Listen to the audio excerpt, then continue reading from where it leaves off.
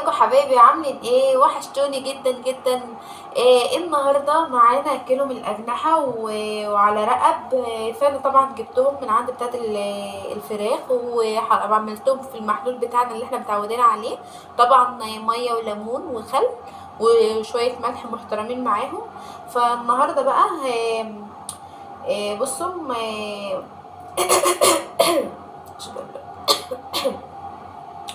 فالنهارده احنا هنعملها صينية أجنحة كده بالبطاطس، صينية محترمة جميلة وطعمها عسل وهتحبيها قوي قوي قوي. فقبل ما نبدأ الفيديو، لو انت أول مرة تشوفي قناتي ما تنسيش تفعلي زر الجرس وتعملي اشتراك في القناة عشان يوصلك كل جديد. ودعوة حلوة لأختك سوبة من قلبك. والنهارده كده ايه، قبل ما نبدأ الفيديو برضو نحب نسمي الله ونصلي على الرسول زي ما احنا متعودين. فيلا بينا نبدأ. بصوا حبايب قلبي، ادي الجناح اهوت، الحتة ديت لازم تتشال الاول. تمام، انا ما شلتهاش فانا قلت اشيلها معاكم. الحتة الضفر ديت لازم نلغاها خالص، نرميها. الضفر الزفر ده لازم نرميه وده تتقطع.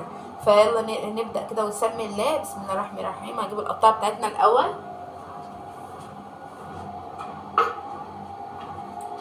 ادي القطاعة بتاعتنا نحطها على الوش ده. تمام، بالسكينة نقطع دي. الضفر ده اللي انا قلتلكوا عليه لازم يتشال، احنا هنشيله خالص كده. تمام اهو. ودي بقى ديت هنعملها زي الدبوس كده، بتبقى شكلها حلو قوي في الصينيه بصراحه. فلازم ايه، نقطعها كده.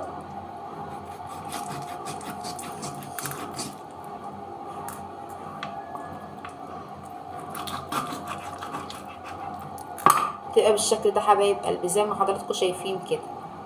كده تبقى حتت كده، بتبقى شكلها حتى في الصينيه بتبقى شكلها حلو قوي وهي محطوطه في الصينيه بصراحه. فطبعا الرقبه هنسيبه زي ما هو، الرقبه ديت هنسيبها زي ما هي. هقطع معاكم كمان واحده اهي.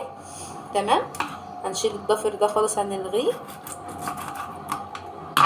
ده هنلغيه خالص. وديت هنقطعها زي الدبوس زي ما انا وريتكم حالا.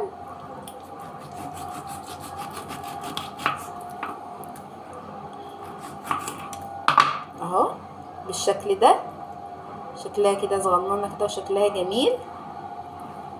فخلص بقية الكمية وارجع لكم تاني. ورجعت لكم تاني حبايب قلبي. دلوقتي بعد ما قطعتها كلها اهي، قطعت الاجنحه اهي، بقت بالشكل ده كله كده زي ما انتم شايفين كده. ماشي، قطعتها كلها اهي. فدلوقتي ايه، انا شطفتها طبعا، شطفتها تاني كمان، عدت عليها يعني شطفتها كمان مرة عشان الدم اللي يبقى بعد ما بفصل الحتت دي بيبقى فيها دم حاجة بسيطة كده. شطفتها برضو كويس. فيلا بينا بقى نبدأ نشوف هنعمل ايه. معايا هنا بطاطس. دي صينية البطاطس. انا دلوقتي ايه، هصفي منها بس المية ديت. انا كنت خرجتها زي ما حضراتكم شايفين كده ونقعتها في المية. تمام. انا طبعا اول حاجة، دي صينية كبيرة عن الصينية اللي فيها الاجنحة دي كبيرة عنها. فدلوقتي بصوا البطاطسية اللي انا مقطعاها كده، انا مقطعاها بالشكل ده تبقى شكلها حلو كده. فدلوقتي هرص بس البطاطس وارجع لكم. دلوقتي انا رصيت صينيه البطاطس اهيت زي ما حضراتكم شايفين كده. رصيت البطاطس كده زي ما انتم شايفين. فنبدا بقى تاني حاجه هنعملها، هنشيل صينيه البطاطس دي نركنها على جنب. بصوا حبايبي، دلوقتي دي صينيه الاجنحه بالرقبه اهيت. هنبدا بقى نشوف هننزل بالتوابل ايه معانا. معانا التوابل بتاعتنا هنا بابريكا، توم باودر، ومعلقه كمون، معلقه شطه عشان تبقى طعمها سبايسي كده. مش عايزه تبقى حراقه استغنى عنها عادي. معلقه كبيره ملح، نص معلقه فلفل اسمر، نص معلقه لا دي معلقه توم باودر. تمام. معانا هنا بصل باودر وتوم باودر، ومعانا هنا ليمونتين اتنين. دولت الاساس بقى، ده اللي بتديها طعم تخليها في حتة تانية. تمام. فهننزل بقى كده، نشيل بس الليمونتين دولت الاول. هنزل بكل التوابل ديت عليها كده كده. وهنزل بالليمون، اعصر الليمون كده عليها.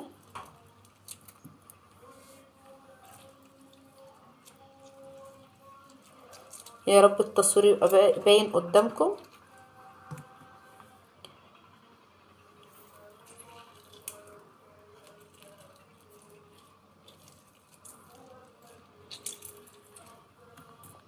نعصر التانية.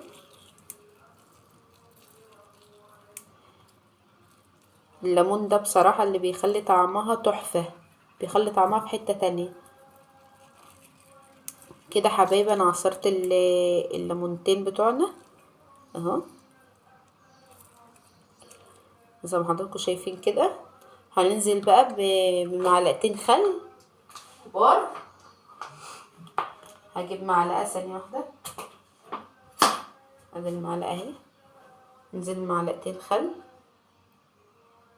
كبار، ادي 1 2. نيجي هنا بقى هننزل الخطوة اللي بعدها، ننزل بمعلقتين صلصة.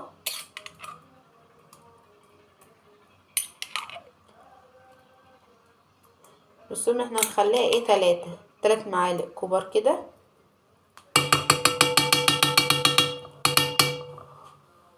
وانزل الخطوة اللي بعدها، انزل بشوية زيت حوالي معلقتين 3 كده. فاقلب بقى دلوقتي ايه، هقلب الحاجات دي كلها مع بعضها، الخلطة دي كلها مع بعضها. شمر بس كمي كده.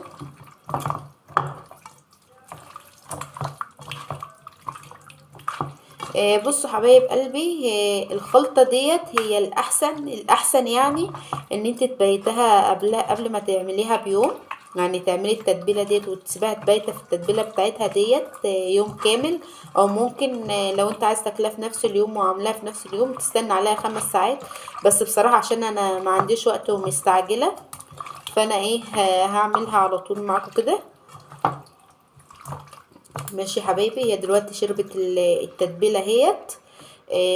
نيجي بقى للخطوه اللي بعدها. هجيب الصينيه البطاطس، صينيه البطاطس بتاعتنا اهي. هاجي من الاجنحه بتاعتنا، هنرصها عليها على الوش كده.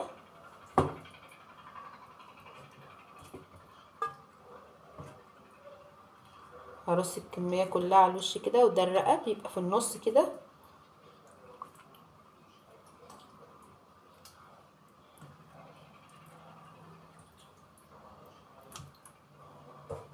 ودي الاجنحه اهي.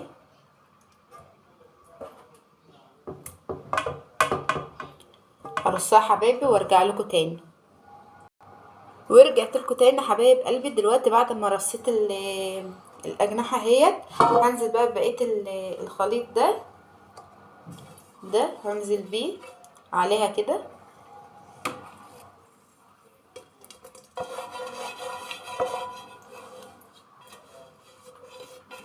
تمام.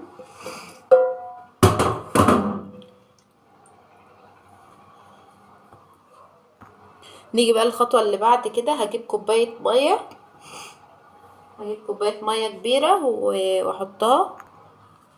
بصوا انا مش هحط كوبايه الميه عليها مع الوش كده، علشان ايه التتبيله اللي انا حطاها فيها ديت هي تبقى تخليها حمرا وتحافظ على الشكل بتاعها.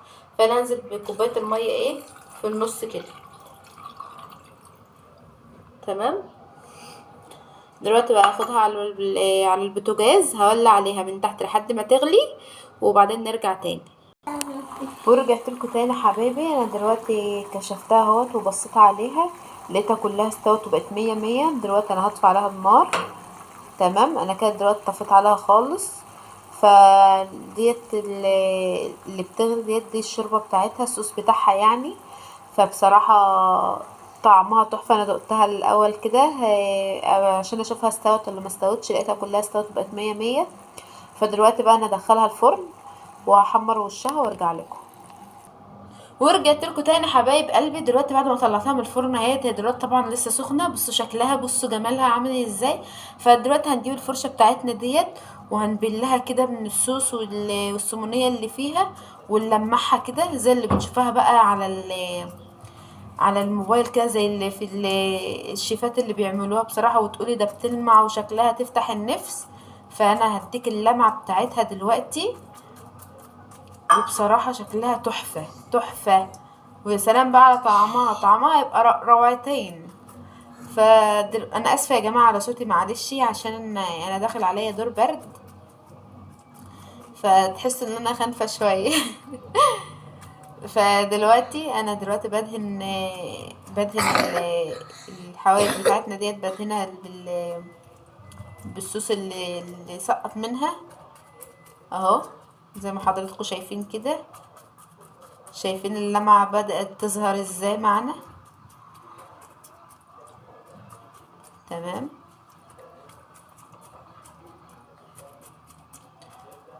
ودلوقتي برضو انا هوريكم اشوفها استوت ولا برضو ما استوتش قدامكم. لازم برضو حضراتكم تبقوا موجودين معايا في كل حاجة، انا بشارككم معايا في كل حاجة، عشان انا وعداكم ان انتم لازم تشاركوني في كل حاجة.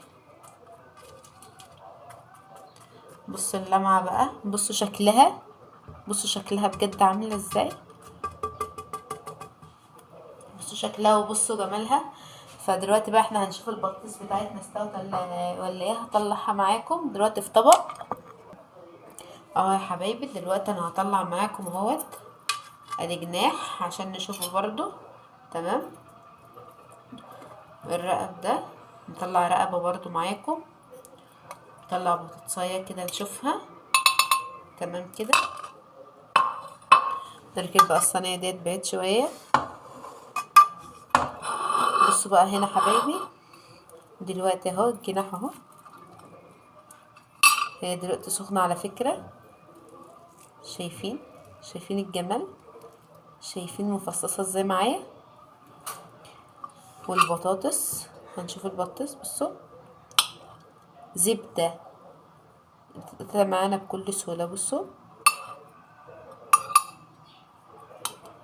بتتقطع معانا بكل سهولة ازاي، زبدة بصراحة زبدة. دلوقتي هنشوف الرقبة برضو.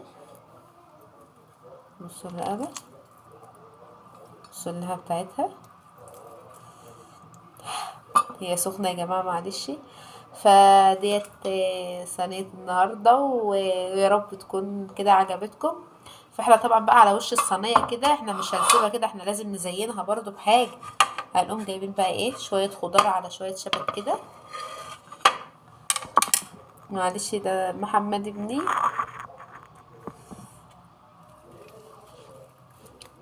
كده.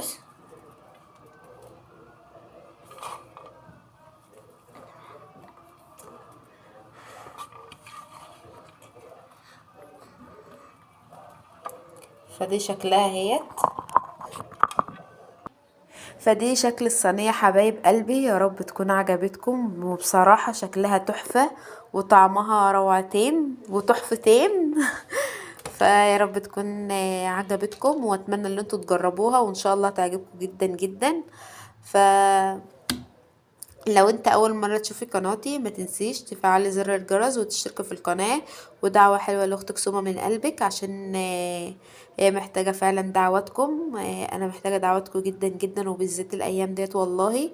فيا رب كده تكون الحلقة النهاردة عجبتكم، واتمنى ان انتوا تجربوها، واللي يجربها يكتب لي في الكومنت ان هو جربها، ويقول لي كل رأيه بكل امانة وصراحة فيها.